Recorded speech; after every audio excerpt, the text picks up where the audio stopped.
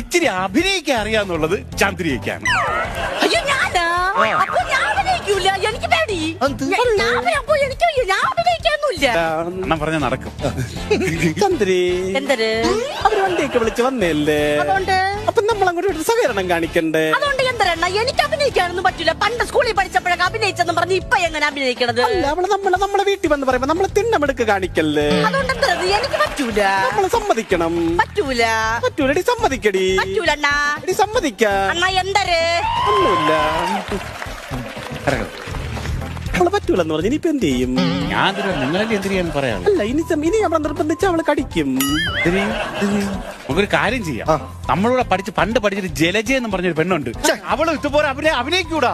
ജലജയ്ക്ക് പറ്റൂല. ജലജയെ കൊണ്ട് ചെയ്ത് പറ്റൂല. ജലജയെ പഠിപ്പിച്ചെടുക്കാം. ജലജയെ പഠിപ്പിച്ചിട്ടാ ശരിയാവുന്നില്ല. എന്റെ നായിക എന്ന് പറഞ്ഞാൽ നിങ്ങൾ വിചാരിക്കും പോലെയല്ല, നവരസങ്ങൾ മിന്നിമറയുന്ന നായികയാണ്.